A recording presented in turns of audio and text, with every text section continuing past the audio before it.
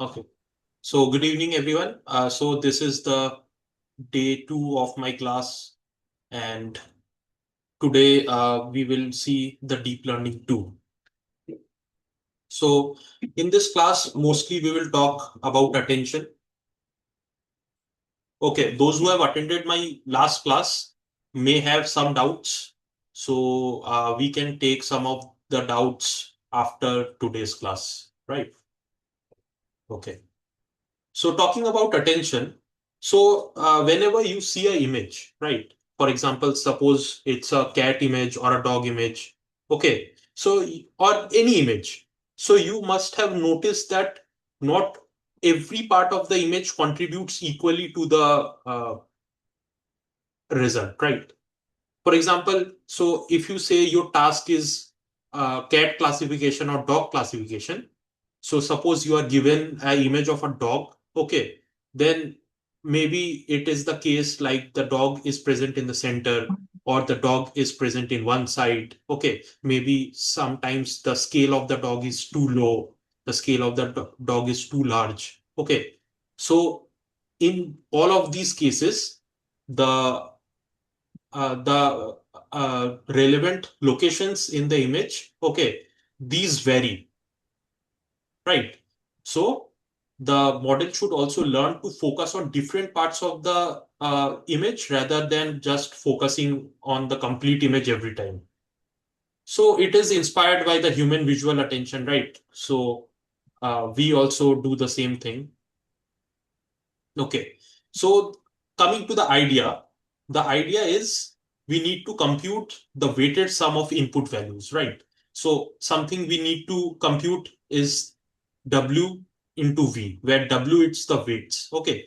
So we want to somehow make the model learn the relevant regions, extract and learn the relevant regions from the image, right? Uh, Please mute your audio. Yeah, thank you. Okay.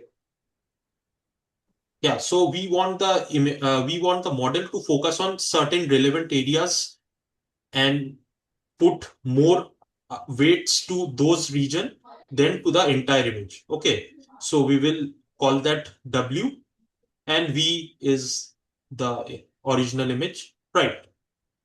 Okay, so it okay. Let us consider the case of neural machine translation, right?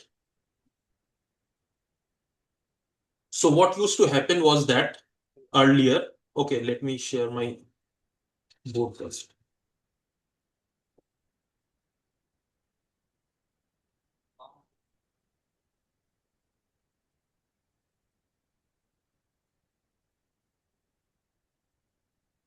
Okay, so is my board visible to everyone?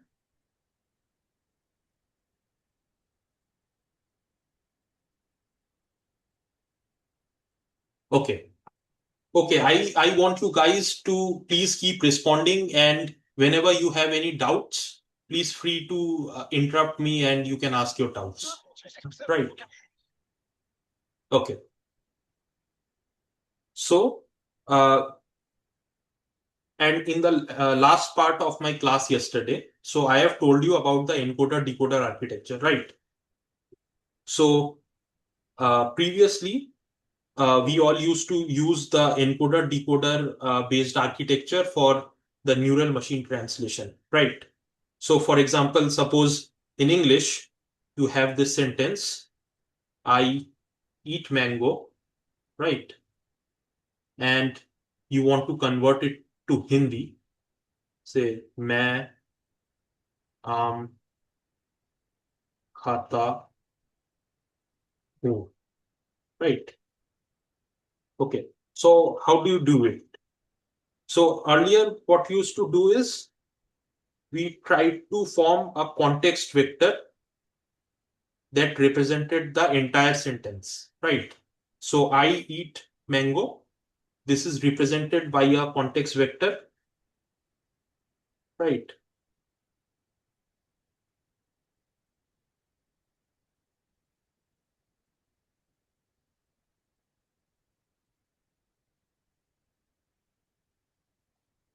Okay. And the context vector was then passed to the decoder. Okay. And the decoder used to slowly convert the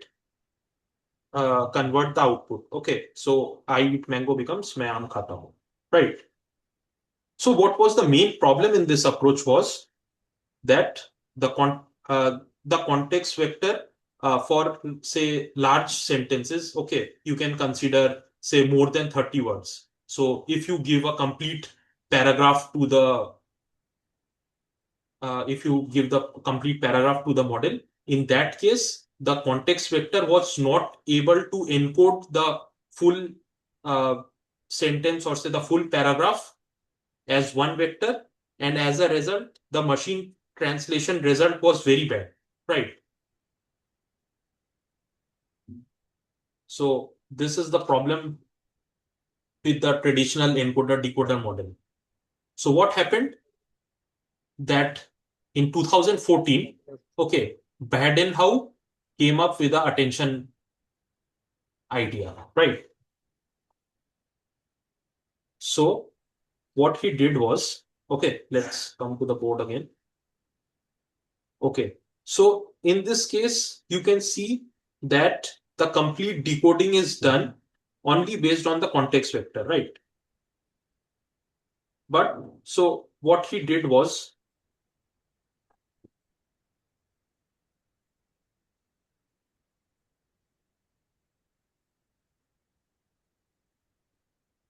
okay, so for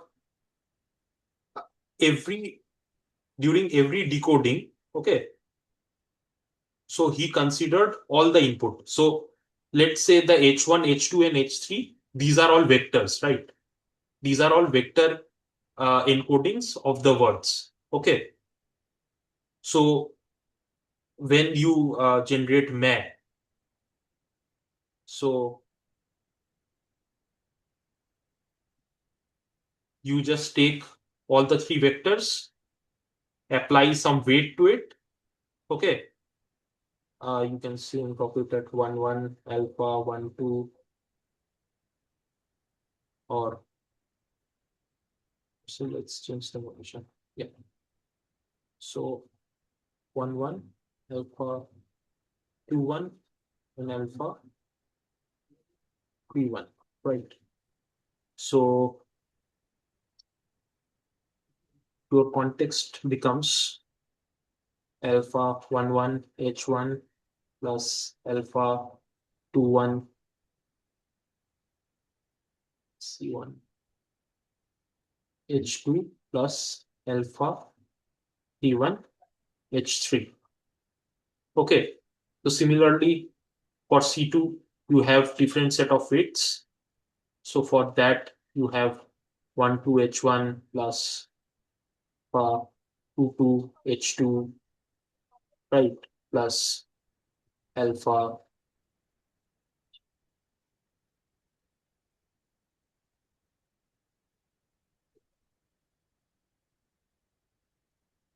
Yeah, 3, 2, H3. Okay. So this was the case.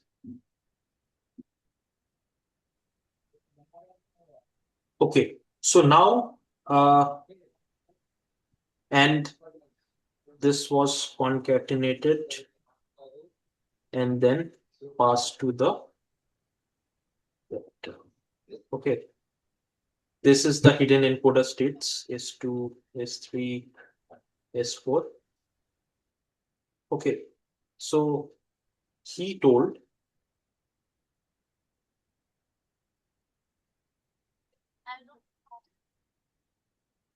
okay.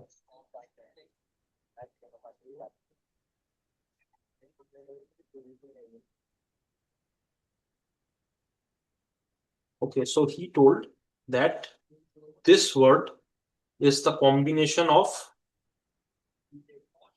the previous state S I minus 1, right? Okay. This is the combination of S minus I minus 1 and all the H's, right? Again, this is a combination of S I minus 1 and HJs. For example, this is the combination of S1, the hidden state, and all the input encodings, right?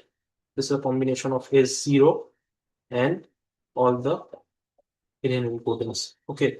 So what? Okay. So now one problem was there. So how can you determine this thing? So alpha 1 1, alpha 2 1, alpha 3 1, right? So this is the main problem. Okay. You already have the encodings of H1, H2, and H3. Okay. But you have to determine it dynamically, right? So what is the contribution of I eat mango? So you can say that what is the contribution of eat to arm? What is the contribution of eat to khata? What is the contribution of arm to mango? Okay, so that you have to dynamically decide. So you can think about this like this. So say I eat mango and मैं आम खाता हूँ.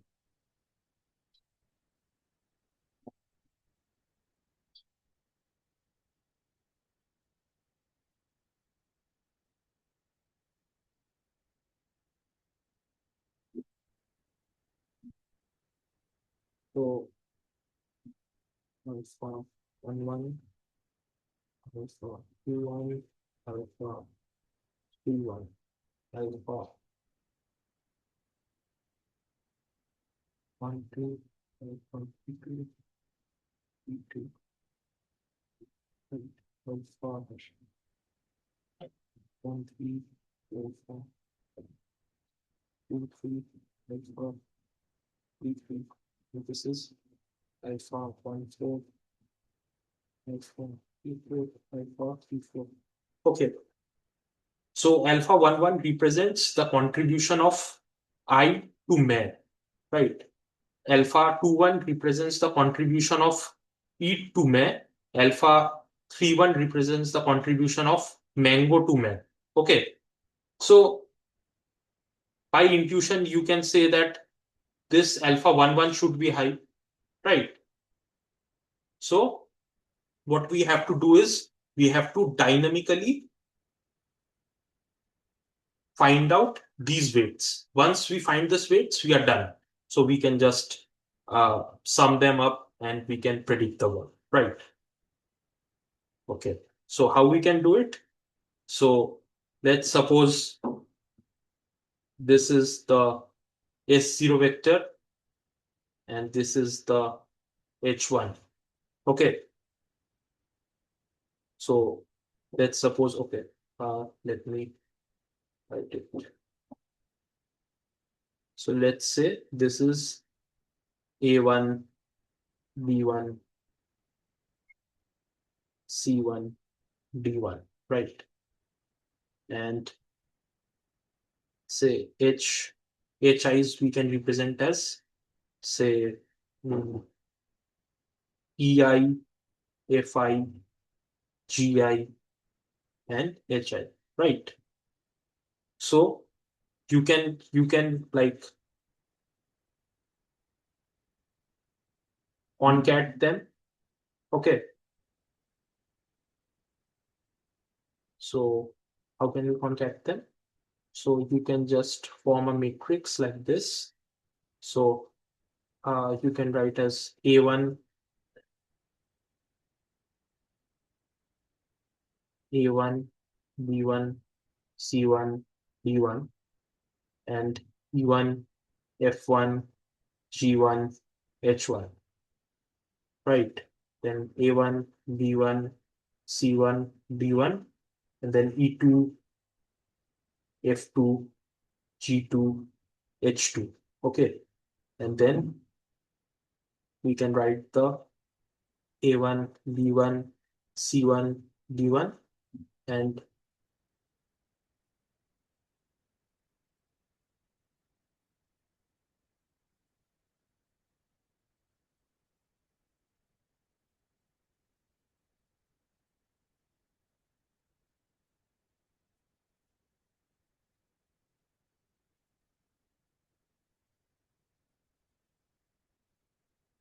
yeah, P3, F3, G3, H3. Okay. And what we can do is we can pass it through a neural network to a multi-layer perceptron, right?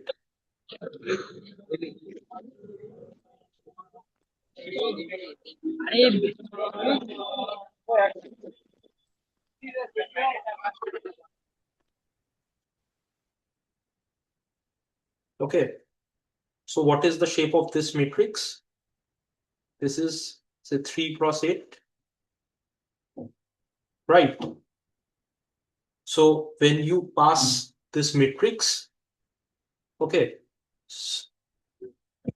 so you get a final vector over here as 3 cross 1, right? And then you have 3 values. Okay. So suppose you have values, say so suppose you have values say M1, M2, and M3, right? Now what you can do is you can take a softmax over them, okay, and convert it into probabilities.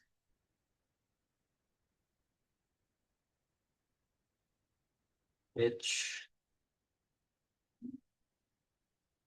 yeah, okay. So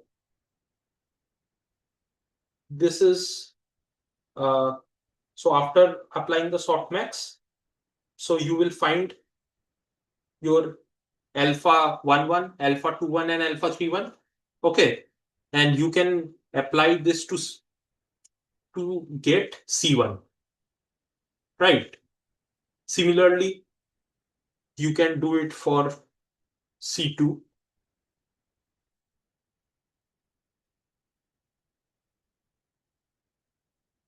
right? You can combine them.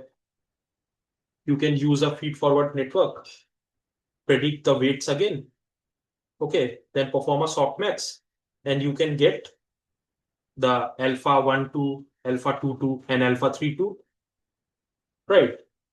So in this way, what the model is doing is it is dynamically deciding the weights.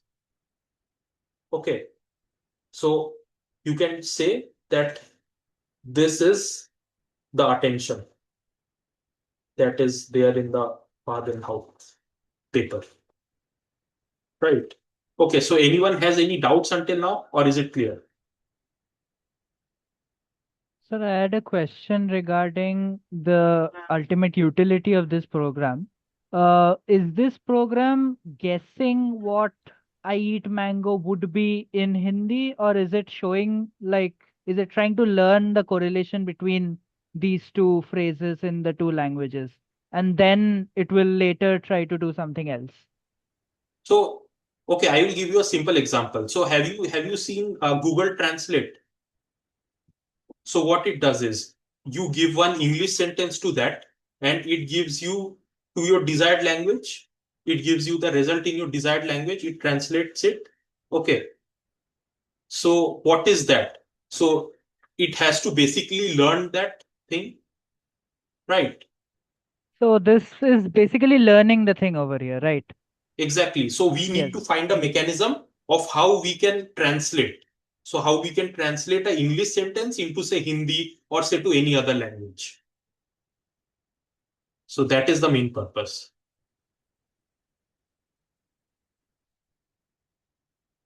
Okay, is it clear, Udbhash? Yes, sir, it's clear. Okay.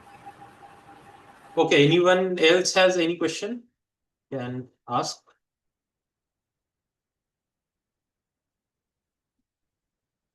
Or is the weight calculation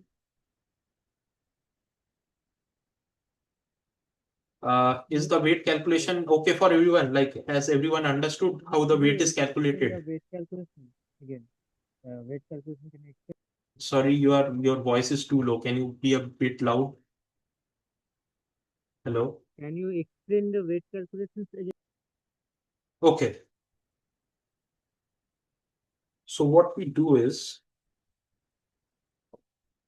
so you understood that, right? So earlier what we did was we just used tried to encode the whole thing into a context vector, and we used to pass it to the decoder, right? So that the decoder can decode and it can like translate the sentence. Okay. But the performance was too bad in that case. So what happened is Badenhau came up with an attention mechanism which worked like this. So you can see that.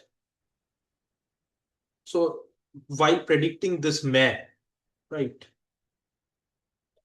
While predicting this mare, okay.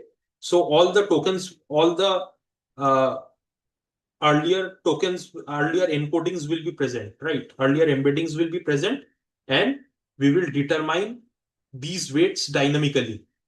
So alpha 1 1, alpha 2 1, alpha 3 1. Okay. So what does these weights represent?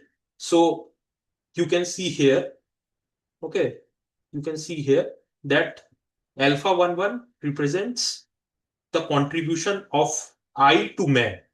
Alpha 2 1 represents the contribution of eat to man.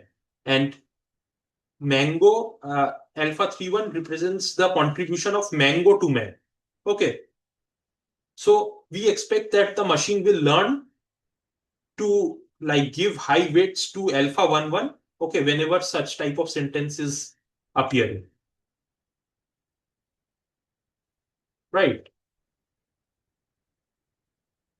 Okay. So what we do is, so we have to calculate the alphas uh, during the training process. Okay. So how we can do this?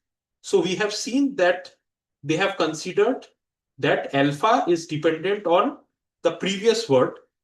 Okay. So during the generation of this arm, okay. So may will be taken into account, right? And all the words that are there in the input, they will be taken into account, right? So what he has done is he concatenated that and he passed it through a feed forward neural network. Okay. So these are just for examples. Okay. So you may go through the real paper. I have given the link in my slide, right? And from that, you get a 3x1. So suppose for our case, the dimension of S0 and HIs are 4. So you can create a matrix where you concatenate the S0 and HIs, right? So this will be of size 3x8. And when you pass it through this neural network, so the final output is 3x1. Okay. So you have got the values, raw values. So you want to convert it into probability, right? So what you do is you simply apply a softmax. Okay. And finally, you have got your three values. So is it clear? The weight calculation is clear.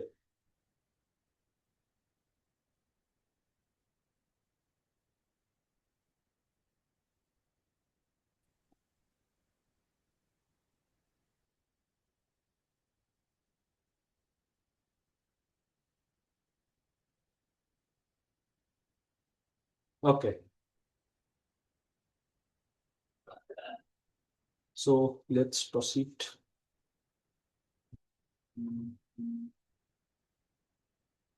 Okay. So yeah, we will see the slide. So introduce dynamic alignment between the source and the targets sequences. So you have seen. So solves the fixed context bottleneck in the encoder decoder RNNs, right? So decoder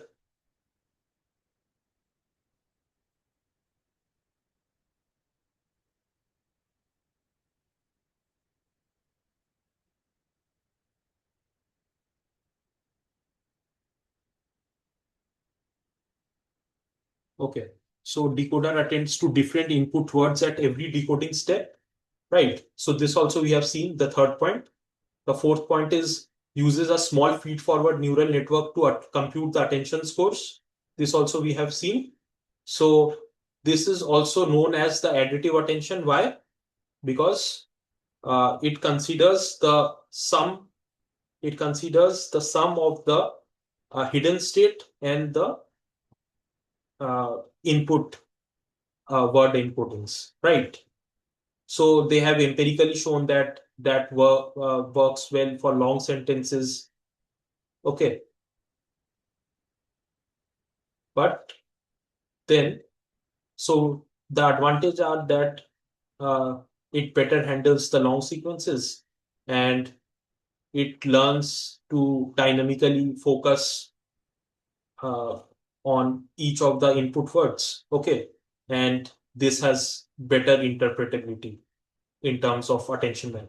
Right. But what are the limitations? Like it is computationally expensive, right? You have seen it because for every weight, okay, you have to pass it through the feed forward neural network, right? So your number of parameters become high and it has slower training in compared to transformers, which we will see after some time. So after that, another famous paper came, okay, so which was named as Luong attention. So this is the paper, right? And it was proposed by Luong in 2015. Okay, so let's see on the board how it works.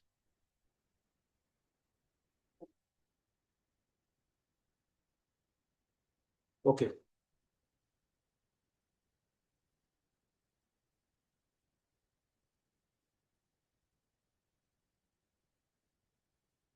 okay. So I hope if you have understood this part, then what it did was, so earlier you remember they said that the alpha i's are the combination of the last hidden state and the words. Okay.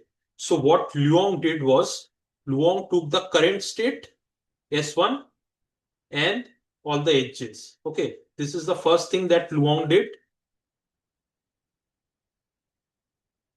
And the second thing was he eliminated the feed forward neural network. Okay. So suppose if you have the hidden state and if you have the edges, so now you can just compute a dot product. So you all know about dot product, right? So if the two vectors are similar, so you have a higher dot product. Okay. So the attention was computed via dot product now. Okay. So for that reason, it is also called as multiplicative attention, right? So, and empirically, they showed that they are performing better. So they have replaced the previous hidden state with the current hidden state. So the reason that they have mentioned is that the current hidden state is more updated, right? So for that, they have considered this current hidden state and the input words, and attention was calculated as softmax of the SI and edges, right? So SI dot edges, okay. So you can just compute the uh, dot product between the current hidden state and all the encodings. And you can just take a softmax over them to convert it into a probability distribution. And that's how you can get the weights, right? So that is it about the Luong attention. Okay. So is it clear to everyone?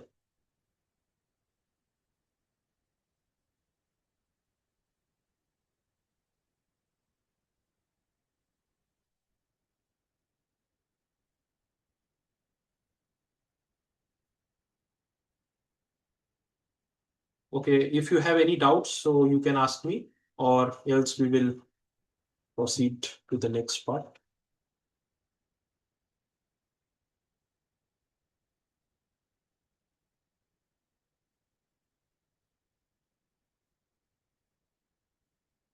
Okay, so the advantage is, as you have seen, that it will be, it will have faster computations, because like you have eliminated the feed forward and you are just simply taking the dot product. Okay, for the dot product, you have to keep the dimension of the hidden state and the uh, word vectors same, right? That is one thing you have to maintain, but so it has faster computation. Okay, so it is more efficient in memory usage. Why? Because the parameters are lower, right? And yeah, the limitations is that it is sometimes less expressive than additive attention. Okay, and the next thing is it was still dependent on the RNN architectures, right? So then this paper came. So Vaswani, so the paper by Vaswani et al. Attention is all you need. I think you have heard the name of this paper, and this transformer model is very famous, right? So in most of the LLMs and like ChatGPT and various other models, so you can see either this transformer or a variant of this, right? Okay, so let us understand how this works. Okay, so for example, you have the, for example, let us take the sentence, this class introduced attention, right? So what is our goal? So we cannot give this sentence directly into the model. Okay, so we have to convert it into some numerical representation, right? And then we have to feed it to the model, and we have to preserve the semantic and positional information. For example, so you cannot say it's like this class so instead of the sentence this class introduced attention, you cannot say this class attention introduced. Okay, that doesn't make sense. So we have to keep the meaning same and the position of the word same. Okay, so for that, what we do is first we do the tokenization, right? So what is tokenization? So tokenization is the process of converting the words into tokens, right? So for example, okay, so let me come up with a Google.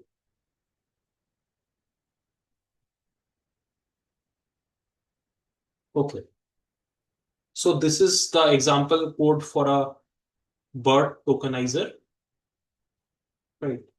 So I am sharing the link. You can have a look at it.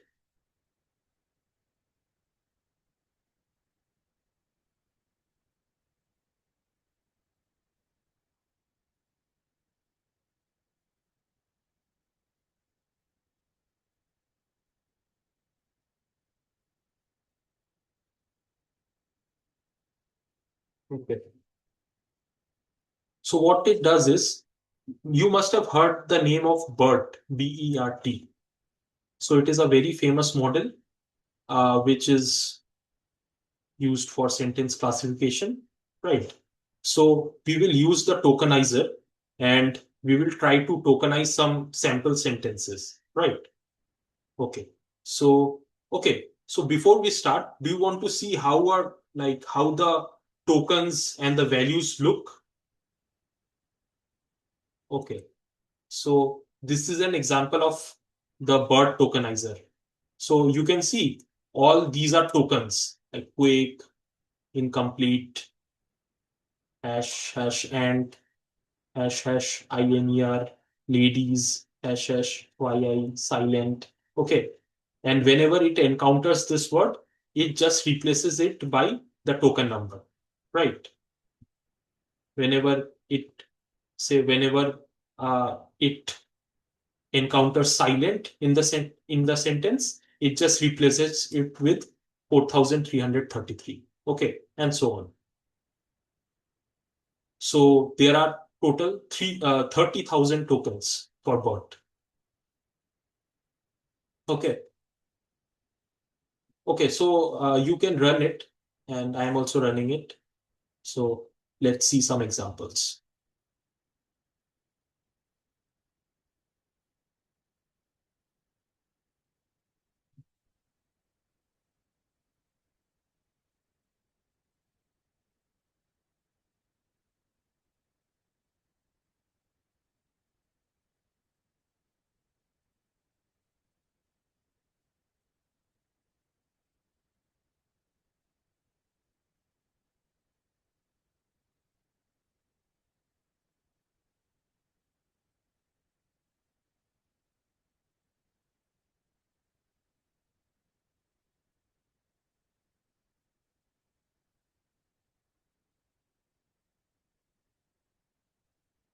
So when we use this line, okay, so tokenizer.get vocab, so it extracts the vocabulary from the model, right? So for example, in case of bot base uncased, so this is the complete tokenizer of 30,000 tokens, right?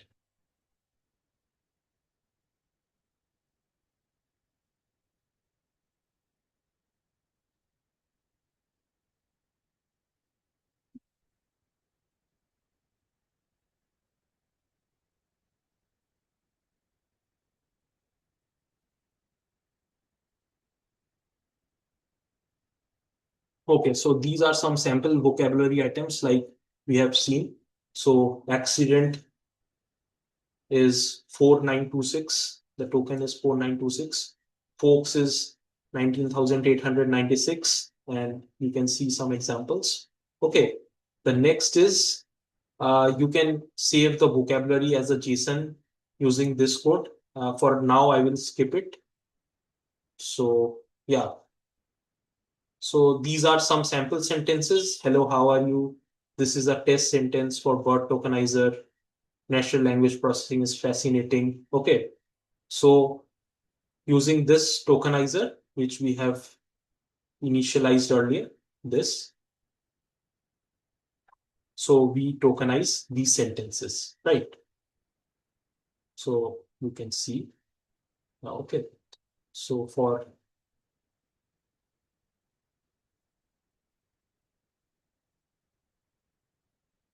yeah, so for hello, how are you? So this is the sentence. This is the, sorry, this is the tokens, set of tokens. And for the second, this is the set of tokens. And for the third sentence, this is the set of tokens. Right. Okay. And let's see how the words appear after they are tokenized. Okay. So see, hello is one thing. How are you? Question mark in separator. And then the remaining are paddings. Right. So this is a test sentence for word token.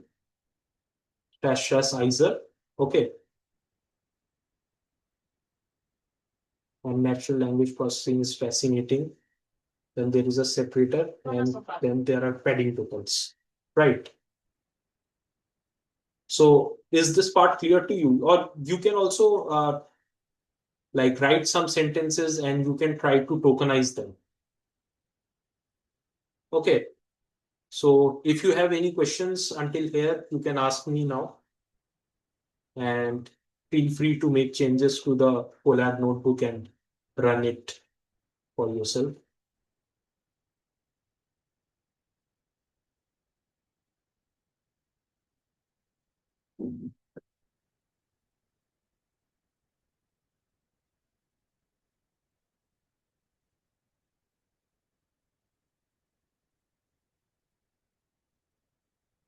Okay, so is this part clear to everyone?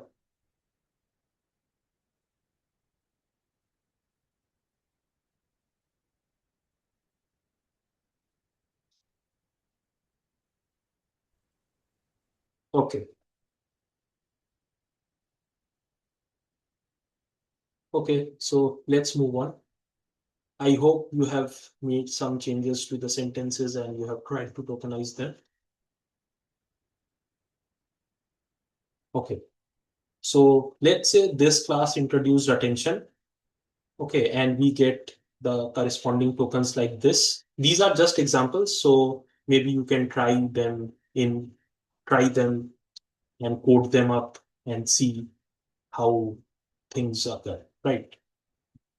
So what we do next is each token index is converted into a d-dimensional dense vector. Okay, so we cannot pass this 109.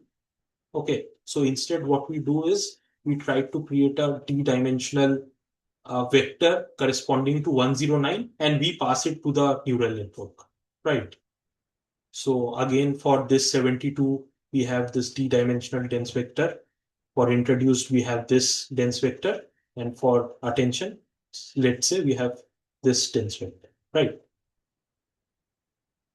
Okay. So after getting the dense vector, we also need to apply the positional encoding. So as I was saying that the transformer models cannot natively detect like who are the neighbors of whom. Okay. So for example, it cannot distinguish between the class introduced attention and this class this attention introduced class. So without the positional encoding, the transformer cannot differentiate between these two sentences, right? So these two sentences are same for the transformer. Okay. So you can apply the positional encoding in two ways. Either you can apply it via the sine and the cosine, okay, this manner, or you can also learn it during the training process, learn the positional embedding during the training process. Okay, so your final input will be the token embeddings, which we have seen this part, and the positional embedding, right? So this part is clear, or if anyone has any question, you may ask. Is this part clear? So why did we use sine and cosine for the positional embedding? Okay, so like this is already proposed in the paper. Okay, so sine and cosine mainly approximate the positions. So for the even positions, you have this sine, and for the odd positions, you have this cosine, right? So yeah, this is there in the paper, and like they have got good results. So can we say it's sort of like trial and error? It worked, so they did not change it, or is there any other No, no, reason there is behind a using? mathematical, yeah, there is a Yeah. mathematical intuition behind using Can you this. can you say something about that? So Mathematical like intuition. well, like if I go on saying about that, so it will take some more time, but we are short on time, so I have to rush up. But you can see you can see the description of it on the internet. Okay, this is widely available. Okay, sir. Hmm. Okay. So once we have the input as the sum of the token embeddings and the position embeddings, okay, now we can we can pass the inputs into the transformer encoder. Okay. So these encoders look like this, right? The encoder, this is the transformer encoder, right? And we apply n of them serially, right? So for example, the output of the output of the encoder one is the input of encoder 2, the output of encoder 2 is the input of encoder 3, okay, and the output of the last encoder is the input to the decoder, right? So it works in this way.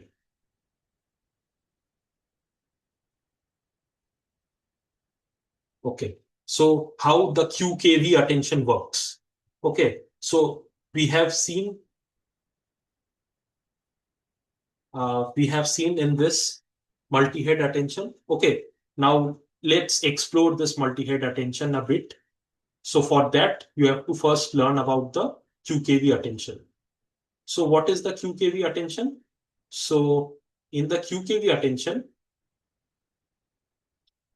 so for example, this is the token embeddings and the positional embeddings. Okay, so you just take two projections first. Okay, so this is say the pink ones are your keys and the purple ones are your queries. Okay, these are just two projection from the same vector, right? So for class also we have two projections from the same vector. For introduce also we have two projections for the same vector, and for the attention also we have two projections for the same vector, which is the pinks are the keys and the purples ones are the queries, right? So first we compute the weights. Okay, so how do we compute the weights? So first we multiply the queries and the keys, right? So say suppose the queries is of n cross d dimension. Okay, the key will be also the same dimension, right? Because these are just two projections from the same vector. Okay, so we transpose it and we just multiply it. So we get n cross n weights. Okay, so then we apply the softmax over the rows, right? In order to convert it into a, you can say, probability distribution. Okay, so what we are trying to find is we are trying to find the interaction between the, say, suppose for this key. Okay, this will interact with all the queries for all the sentences. Okay, so you can see for this class key, okay, this will interact with the query of the query of this. Okay, for introduced, for attention, right? So whenever you multiply this, you can note this. Okay, so you will get some values, and then we just convert it into a probability distribution, and we apply the scaling so that like the large dot products do not disturb the softmax, right?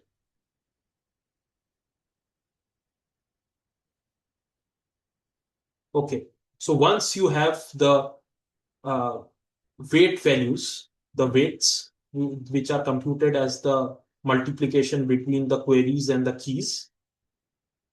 Okay, now we just multiply it with the value. So what is value? Value is just another projection from the vector. Okay, so now you have the complete picture as from one vector, you will get three projections. One is the key, okay, one is the query, and this is the value. So earlier we have calculated the weight as the multiplication between Q and K. Okay, let's call that alpha. And then we multiply it to the projection value, right? So you can see that, uh, so from the earlier slide, you can see that the dimension of alpha is n cross n, and the dimension of the value is n cross d.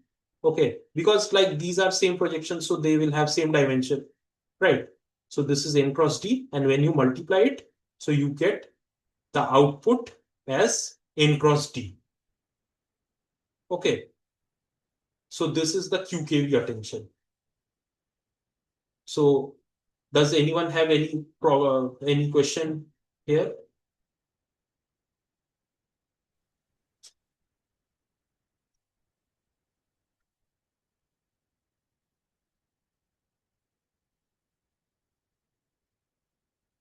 Okay, is this part clear to everyone?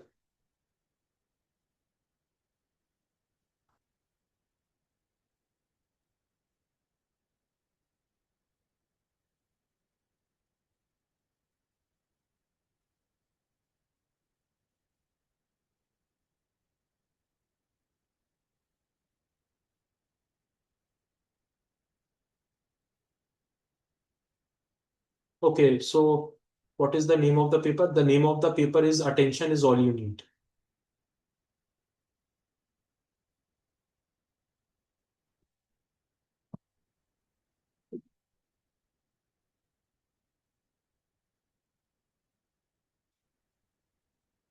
It is a very famous paper and you can find it directly on Google.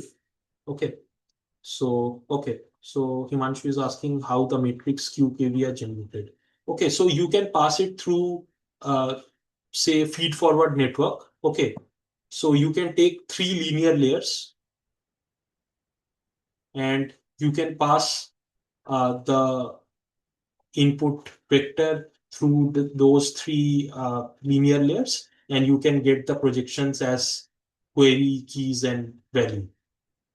Right. So, Himanshu, is that clear? Uh, have you got it?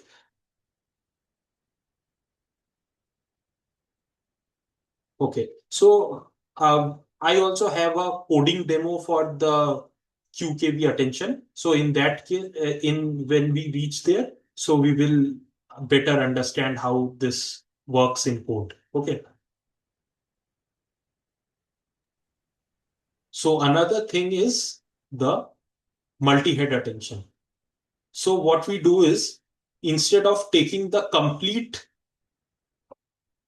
uh, complete query query vector and the key vector and the value vector. Okay, so we just break it into, say, h number of heads.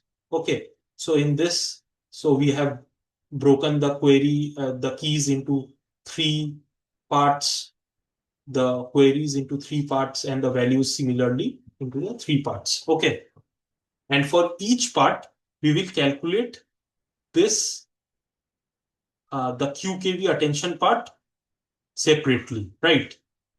Say, say for this values part, okay, we are computing one value of output. Okay, from the next part, we are computing one value of the output. Okay, and from the third part, we are again computing another value of the output, right? So, say suppose the query key and the value, okay, these together form one head. Then again, this query, this key, and this value, this forms another head. Then this query, this key, and this value, similarly, they form another head, right? So this is how they are done. Okay, and what happens finally, that we concatenate all the outputs, right? And then we get back the original dimension. Okay, so you have the query as d by h, okay, where h are the number of heads, right? So from there, you will get the weight as n cross n matrix. Okay, so now when you multiply the uh, weight matrix to the value matrix, so value is also of n cross d by h. Okay, so for each head, you will get the output as a matrix of dimension n cross d by h, right? So now when you concatenate the output from all the h number of heads, so you can see that the output dimension will be n cross d, which is similar as this, right? So in this way, instead of taking one head, we take multiple heads, and the mathematical intuition behind it is that each head like captures different information from the input, right? So yeah, this is the thing. The attention value is calculated independently for each head and concatenated later. Okay. Okay. If you have any questions until here, so you can ask, or now we will see one example and then we will go to the practical sessions.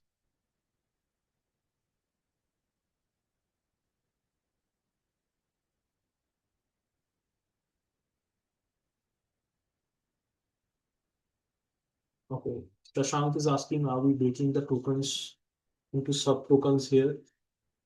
So we are not breaking the tokens direct. So we have not passed the tokens directly, right? So we have converted the tokens into a d-dimensional dense vector, and then we have passed it.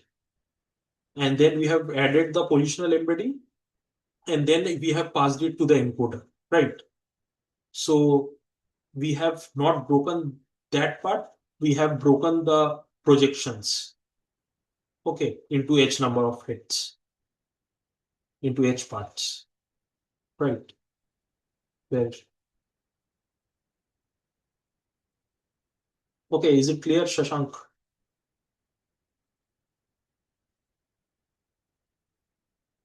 Okay. Okay, is it clear for everyone, or does someone have any question?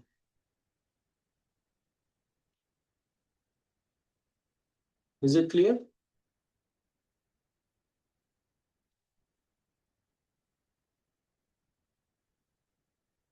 Okay, so let's see one example from this BERT. Okay, so for BERT, so let's say, uh, okay, the CLS include this CLS is a token, and uh, this is a separator token, ACP, right? So suppose I want to see, so suppose I want to like tokenize I love deep learning. Okay, so this is tokenized as follows, right? And then these are passed into the BERT. Okay, so the BERT is just the collection of n transformer encoders. Okay, so there are two variants of the BERT model. So one is the base variant that has 12 number of transformer encoders, and one is the large variant which has 24 number of transformer encoders. So you can see the hidden dimension size is 768, and for large, the hidden dimension size is 1024. What is the hidden dimension size? So this is the size of the embedding, right? Okay. So what is the number of attention head for the base model? It's 12, and for the large, the number of heads are 16, right? So what we do for classification is, so we first tokenize it, convert it into embeddings, and pass it into the transformer encoder, right? And then from the output, we just consider the representation of this token, CLS token. And then we apply a full feed forward network. And then finally, we get the output, right? So is this example clear to everyone? Or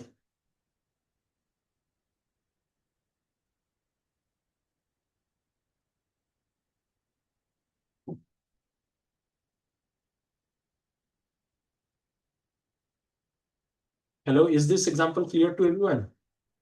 Or if you have any doubts, you can ask.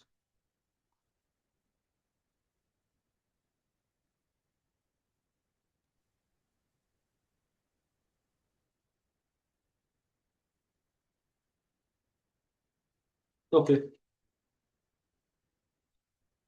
let's move forward.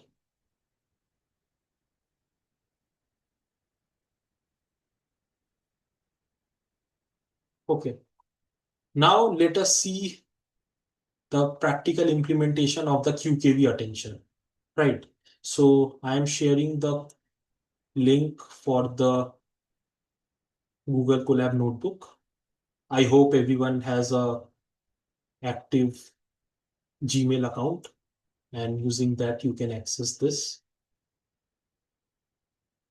Okay, I'm pasting it in the chat.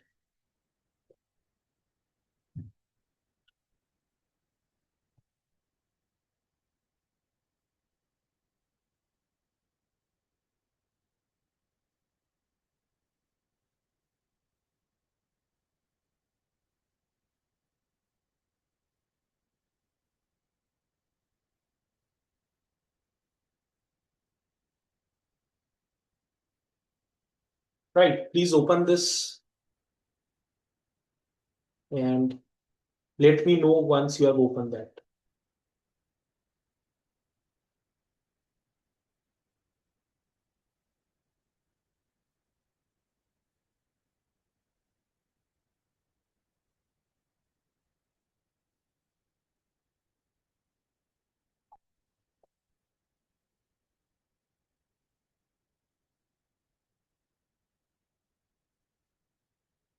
Okay, does have everyone got the access to this collab notebook?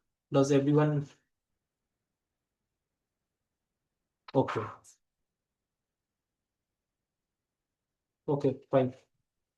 Okay, now just open it, go to the edit, right, and select notebook settings. You can select this T4 GPU. Okay, so this will give you the access to the GPU, right? And you just press save. Okay, so we will understand the QKV attention from scratch with a simple example, right? So first we import all the libraries. So for this, uh, we are using PyTorch implementation. So we are importing all the related libraries, torch, torch.nn, torch.nn.functional, and math, right?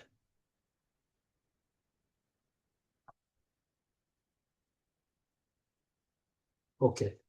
So let us now create a toy input example. So first we will fix the seat, right? So can anyone tell why do we fix the seat?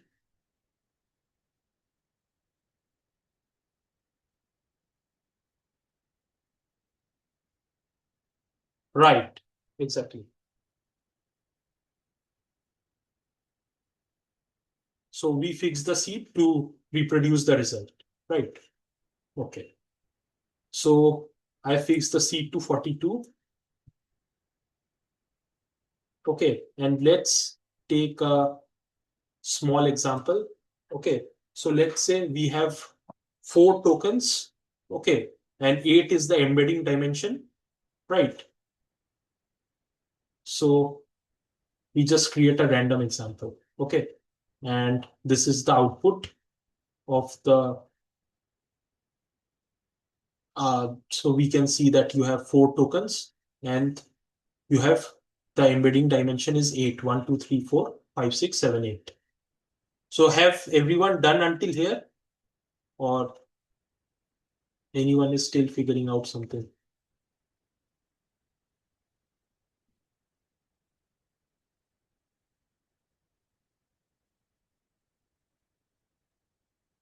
Okay. So now let us create the QKV projection matrices. Okay. So let's assume that the embedding dimension is 8. So you can change it. You can like use different embedding dimensions and you can use it, right? But for now, we are assuming that the embedding dimension is 8 and we are taking linear layer for creating the projection, right? So how Aditya can की we माँ की create? चूत पड़ गई आदित्य आदित्य की माँ की चूत आदित्य की माँ की चूत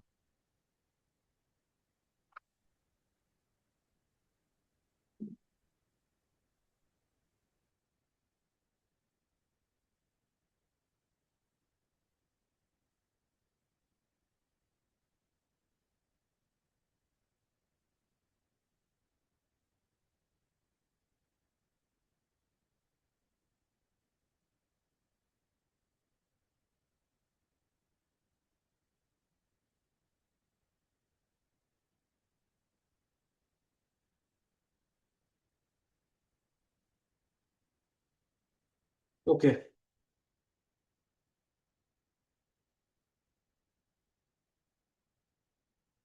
so for creating the emitting dimension, we are taking the linear layer, right? So this is for, so let's say the first linear layer is for the projection of the query. The second linear layer is for the projection of the keys. And the third is for the projection of the values, right? So you just run it. Okay.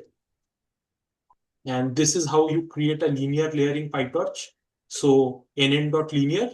Okay, this is the input dimension and this is the output dimension.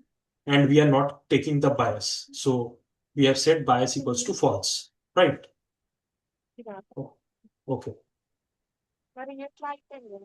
After that, so we will take the projections, the Q projection. So we have got the query key and value. Okay. So by projecting the input X vector, right?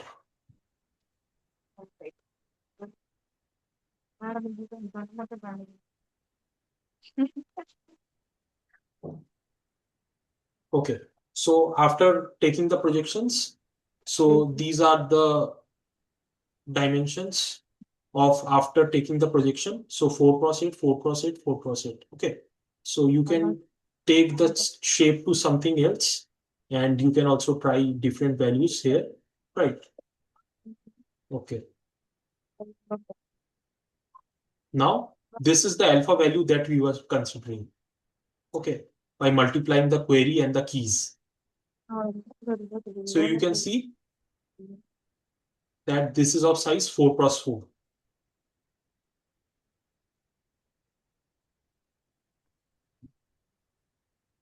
Right.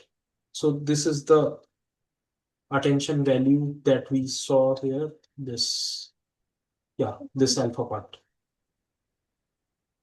Right.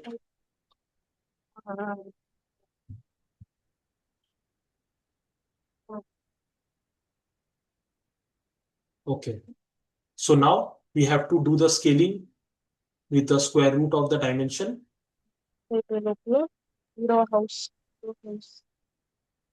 Please mute your audio if you are not asking any question. Yeah. Okay. So,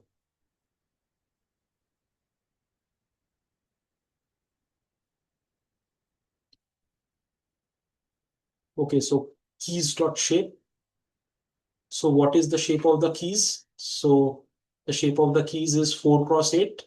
Okay. That we have seen here. And then it takes the last dimension of the keys, which is 8. And then it divides the value of qk by the square root of the dimension of the keys. And it prints the scaled scores, right? Then we apply the softmax after that, as we have seen, right? So you can see here that after scaling it, we just apply the softmax and then we will multiply it with the values, right? So we have applied the softmax over here. Okay. And after scaling and applying the softmax, so you can see these are all probability distributions. You can add them up and this sum up to 1. Right. So these are the final attention output, which is the weights into value. So we have done just the simple torch matmul. So attention weights into the values. And this is our final attention value, QKV attention value, right? So if you have completed until this 9th point, okay, so please give a like so that I can proceed with the next part.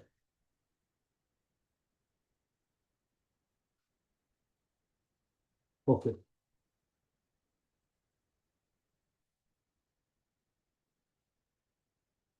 Okay. So do you have any doubts until this part of the code? If you have any doubts, so you can just tell me.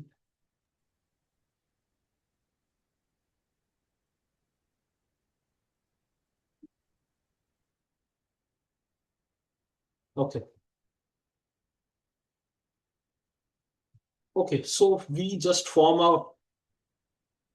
define a function for getting the attention weights and output values, right? So the attention weight is the softmax of QK transpose, scaled QK transpose, right? And the output is the final output of the attention. Okay. So we will run the attention function with QKV, the projections, and see the output shape is 4 cross 8 and the weight shape is 4 cross 4.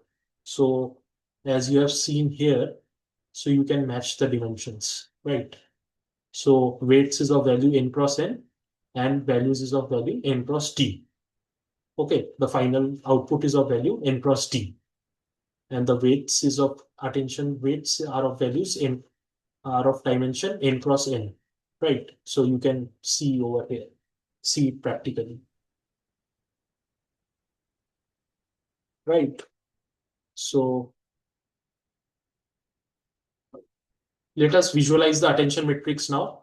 So this is the attention.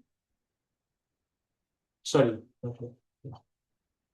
Okay. So first we take the projection of the input, right, as Q, K, and V. Okay. And then you can see how we reorganize it. So V represents the batch, T represents the number of tokens. Okay. So now this is the third dimension is the number of hits, and the fourth is the head dimension. Okay. So which is this embedding dimension divided by the number of heads, right?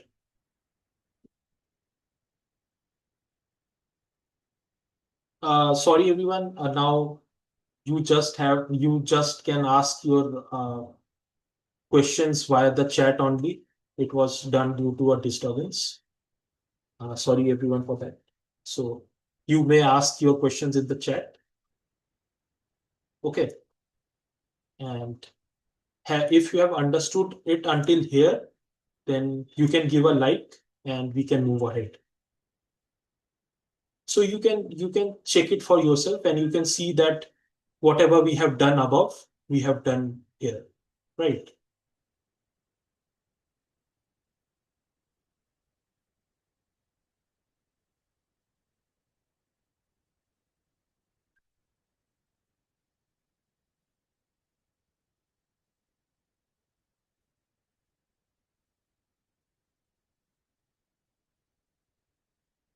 Okay. And now we will just test this multi-head attention. Oh, sorry. I forgot to run this. Yeah. Okay. So you can take 2 minutes and 2, 3 minutes, and you can try out different combinations of the values and you can check it for yourself. Okay. Then and let me know if you have any comment, any questions on the transformers, right?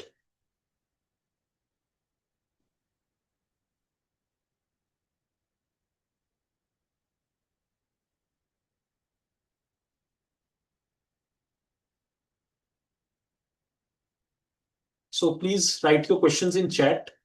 If you have any questions regarding transformer or any part of the code, so I will try to address that.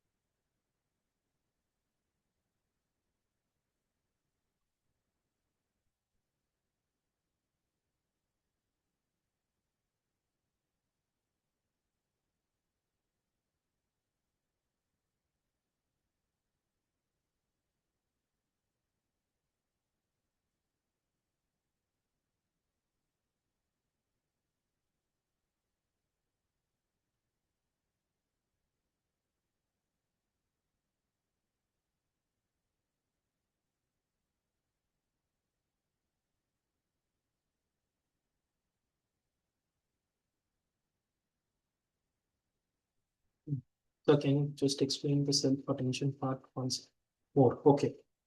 So there are two types of attention mainly. One is the self-attention and one is the cross-attention, right? So for the self-attention, what happens is, I'll explain it right now. Yeah.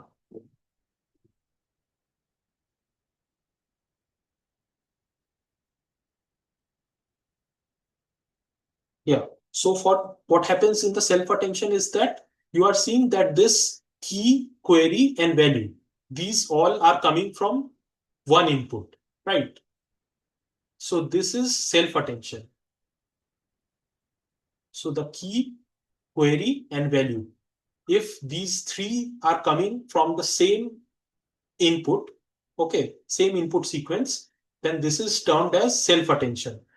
And if the keys and values, these are from a different sequence and the queries from a different sequence, then you can call that cross attention.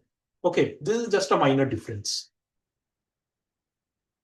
And if you want to see here, so how the self-attention works is like this. See, we have taken all the three projection from the same input, right? From X, we are taking the Q, K, and V value. For that, this is the self-attention. So is it clear to you, Shori?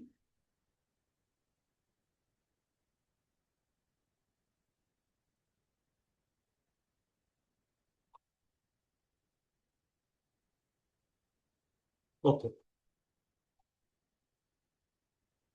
Okay, so I hope you have tried out some of the values and tried to experiment with the multi-head attention. Okay, so if you have understood this transformer part well, so now let us uh, see a demonstration of a model, okay, where we will combine the convolution neural network from the last class and the transformers from this class, right? So this is a very famous model. I hope you all have heard about this, which is the vision transformer, right? So I will quickly share the code with you so that you can experiment with that.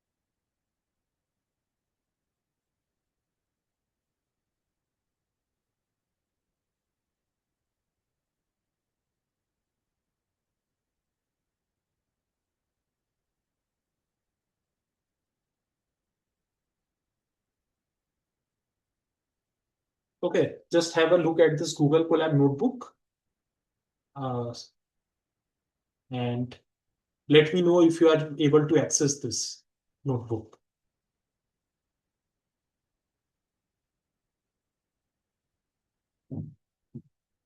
Just give a like if you are able to access the notebook and if you have opened it.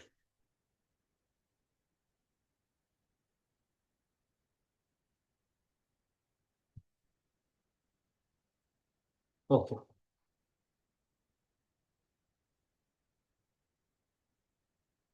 Okay. So the vision transformer is introduced in this paper. An image is worth 16 cross 16 word, right? So it was proposed by Alexei Dosovitsky in 2021. Okay, so this is basically a image classifier, right? And we will use the cats and dog dataset by Microsoft. Okay, so I have given you the link to the dataset. So you can go to this Microsoft website and you can download it, right? So the file size is a little bit big. So it's 786.7 MB. so it can take some time to download. Right. So let us see how to implement such models. Okay. So first we will import. First, let us connect the Google Colab. Oh, sorry, the Google Drive. So I have my data in Google Drive.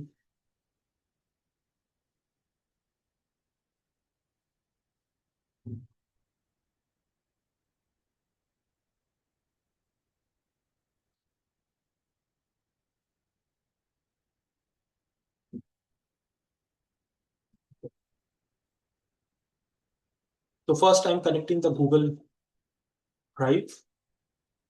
So I have the data over there.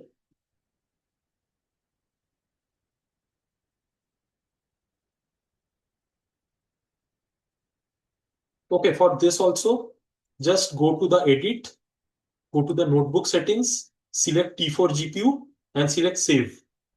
Okay, so you will be your code will run on the T4 GPU, right? Your code will have access to the T4 GPU, right?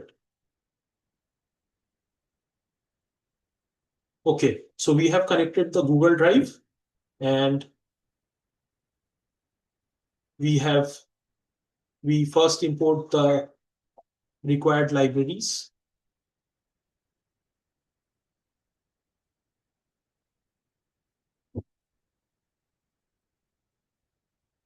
Right.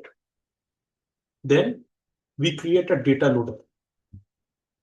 So you remember yesterday I said that uh, we have limited space on the RAM, but the dataset size is too big.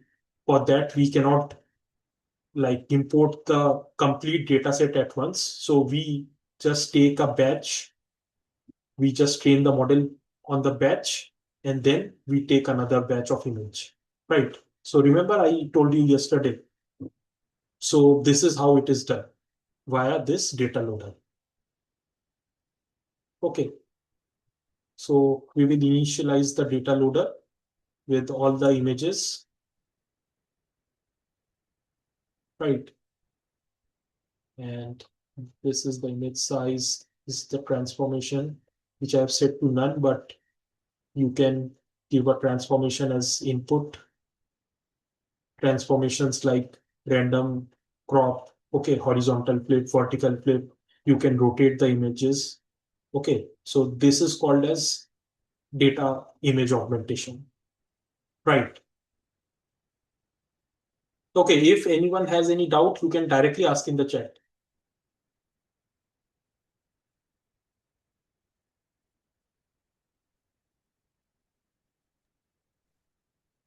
Okay, so what you need to do is for designing a custom data loader, so you need to write one function as get item. Okay, so whenever, so what happens is that the data loader sends one random index to the get item function, and then this function returns an image and a label based on the index, right? So this is the main purpose of the get item function. So you can see that we are reading the image and yeah, we are just normalizing the image. We are resizing the image. Okay. So, and you will see one line as np.role axis. So why do you want to do the role axis? Because like the size of the image is written as 224 cross 224 cross 3. But we want it as 3 cross 224 cross 224. Okay, so for this, we do this, right? So if the image is a cat image, then the label is 0. And if the image is a dog image, okay, then the label is 1, right? Okay. And you have another function inside the data loader class, which is the length, which returns the number of image, which returns the length of the images, like how many images do you have in the training set or in the validation set. Okay. Okay. So let us run this.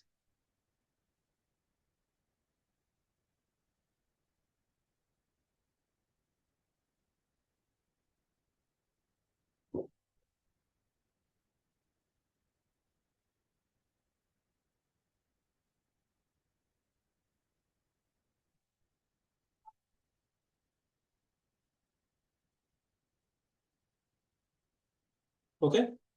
So you can see, like, I have chosen the training images and the number of training images are 15,002. Okay. So what is the VIT model? Okay. So let's understand it. So what VIT model does, it breaks the images into 14 cross 14 size, right? So you can see that you have 14 number of rows and 14 number of columns. Okay. And each square is one patch, right? So the first step is we need to create a 768 dimensional embedding for each patch. Okay. The way we were like uh, creating a dense vector for a word, for a token,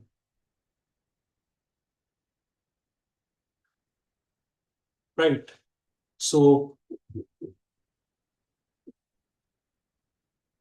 we do it for n equals to 1 to n equals to 196 patches, right? So 14 cross 14 patches, total 196 patches. We we design a 768 dimensional embedding for each one of them, right? And then we add the positional embedding to it. Okay. And we also add the embedding for a classifier token, right? CLS token that we have seen in case of BERT. So if you recall, so I'm talking about this token, right? So this we basically use for the classification purpose. Okay. So then what happens is we can pass it into the transformer encoder, right? So we will be using the VIT base. So the number of encoders are 12, right? And the output will be the same, 197 cross 768. We will just take the embedding corresponding to the CLS token and we will pass it in through an MLP, and we will get the output class, right? In this way. Okay. So let us first look at one example of how we can divide an image into patches, right? So let's say we ex extract a random image from the data loader, right? So,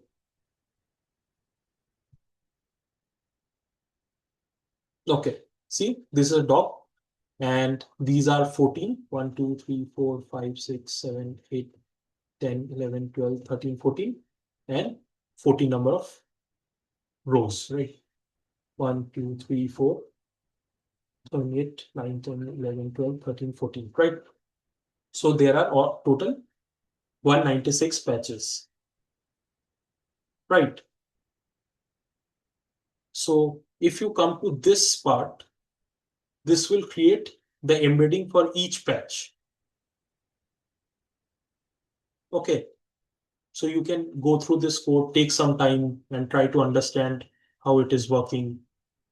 If you have some doubts, you can ask me in the chat.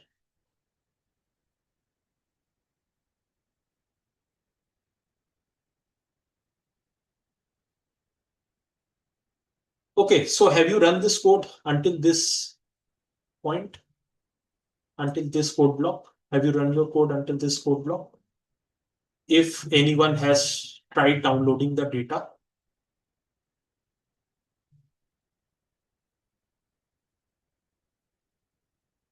Oh, I can see one like.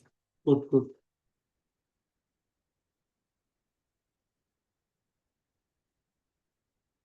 Okay.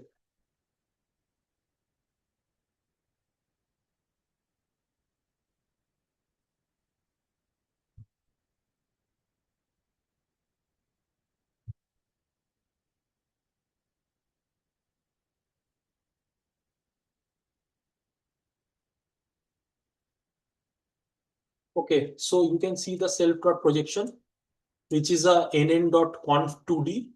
This is the 2D convolution that we have seen in last class, right? So you have to input the number of input channels. Okay. And this is the number of output channels, which I have set to the embedding dimension. The kernel size is the patch size, which is 16 cross 16. Okay. So you can see if this is 224 cross 224, and you have 14 number of columns and 14 number of rows. So one patch is of size 16 cross 16, right? So applying a 2D convolution. So we first get the feature from each patch. Okay. And then what we do is we pass on the patch into the encoder block. Okay. Which is written in this code block. Okay. So basically, this is the QKB attention that we have seen in the last collab notebook. Uh, this is a simple multi-layer perceptron, and this is the final output, right? So since we are trying the VIT base model, so how many encoders does it have? 12, right? Okay. So here we will define the VIT model.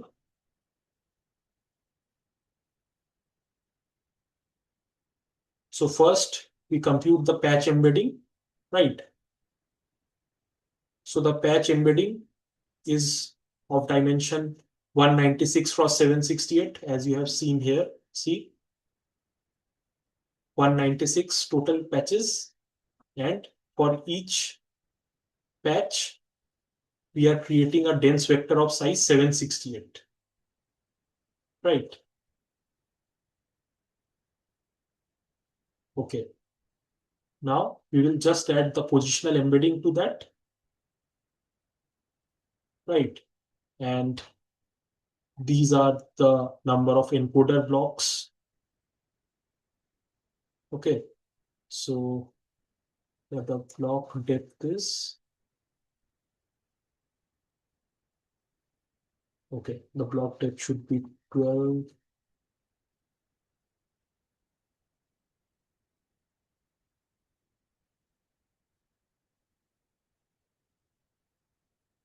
Yeah, see, the depth is 12 because we are using the VIT base, right?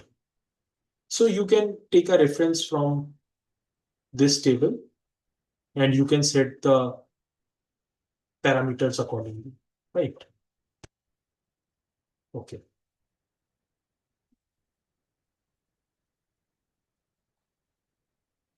So we were in the VIT block. Yeah. So we just add the positional embeddings to that. We just pass it into the transformer encoder block. Then we just take the embedding corresponding to the CLS token, right? And then we pass it to the MLP, okay, to the feed forward network. And finally, we have the scores, okay, for each class. Here, the number of classes are two, which is the cat and the dog, right? And then you can apply a softmax and you can get the probability distribution. Okay. So this is how we train the real model. Okay. So train, data gen. So this we are calling the data loader, custom data loader class, which we have designed, right?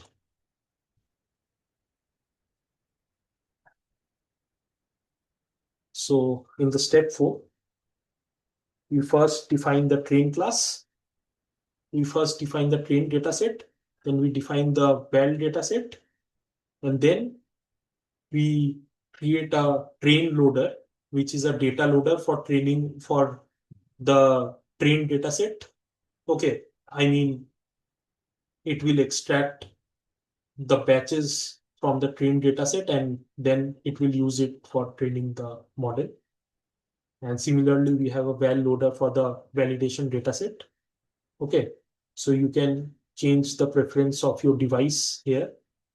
So we set it to CUDA if CUDA is available, else the code runs on CPU. Okay, so here we define the model. So the image size is 224 plus 224. The patch size, I mean, the dimension of each patch is 16 cross 16. The number of classes in for our case is 2 because we are only taking the cat and the dog class. The depth, the number of transformer encoders are 12. The number of heads are 12. And the dimension, embedding dimension that we have seen is 768. Okay. Then we send the model to the device. Either it can be the CUDA or it can be the CPU. Okay. So the loss function that we are taking here is the cross entropy loss. The optimizer is stochastic gradient descent. Okay. Which is a variant of the gradient descent that we had seen in the last class. Right. And we train this model for say 10 epochs. Right. So there is the training loop. So for epoch in range number of epochs. Okay. So the model dot train loss dot train. So here you extract each batch from the train loader, the train data loader. So it gives you the images and the labels, right? We send the images and labels to the device and then we just pass it into the model. Okay. And we get the corresponding outputs. Then we calculate the loss and then we just do the backward propagation and we update the weights, right? And we also evaluate our model on the validation set. So for the evaluation, we do the model.eval. Okay, so that all the weights are freeze and the training is not ongoing in this step, right? So for that, we have to do the torch.nograd and you have to extract the images and the labels from the validation loader, right? So and again, like before, we have to uh, send the images to the device and we have to send the images to the model, right? And we get the output predicted classes. Okay. And finally, we are saving the best model based on accuracy, classification accuracy, right? So this will go on for 10 epochs. I'm not running the uh, training now, but you can try it with the notebook that you have. Okay. And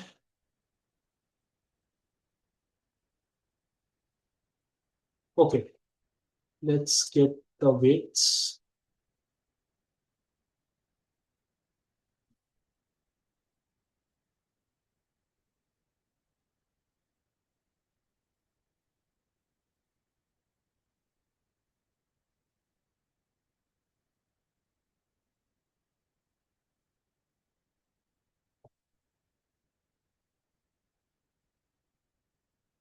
Okay, these are all some additional analysis that I've done. So maybe you can have a look. Okay, So let us visualize the attention. For example, say this is a cat image. Okay. So see, these are the different attention maps that you are getting. And see, for majority of the maps, the attention falls in the lower right part of the image. See, so that indicates that an object is present over there.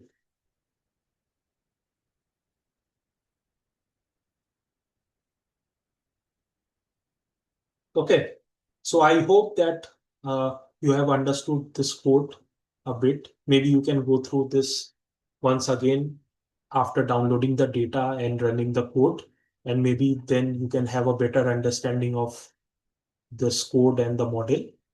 Okay, so if you have any doubts now, you can ask me. And with this, we have completed the transformer and the attention part for our deep learning 2 class. Yeah, so if you have any questions, so you can ask me directly in the chat.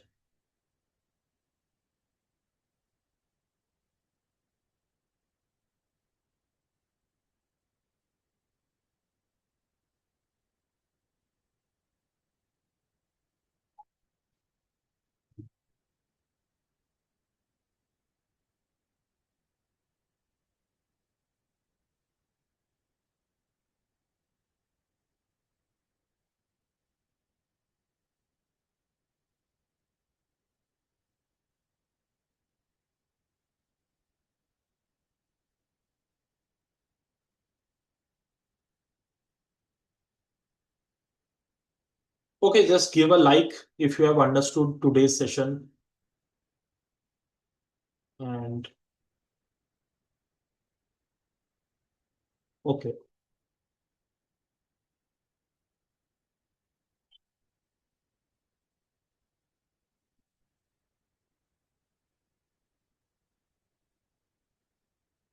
okay. Thank you, everyone. Thank you for attending. Okay, so we have one question. Sir, could you please suggest any material or source to understand deep learning more in depth? So, like, which part of the deep learning you want to understand?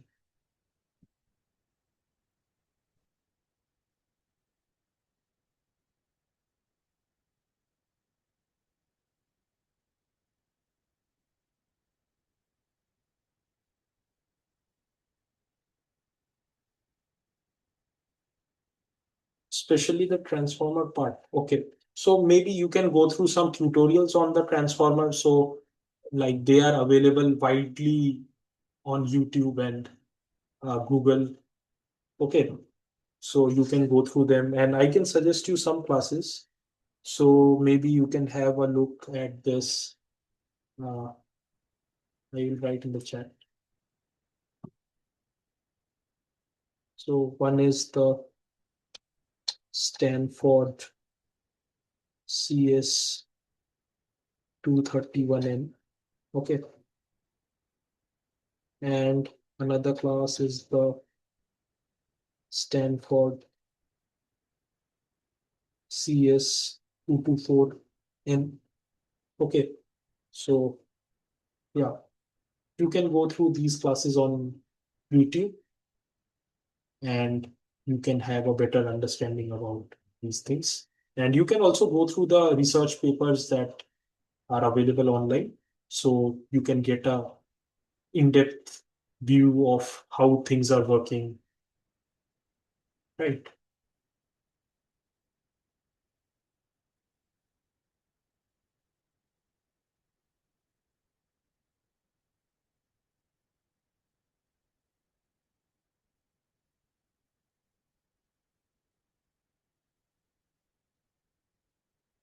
Okay. Thank you. If you do not have any questions, so let's call it a day. Yeah, over to you, Vidisha.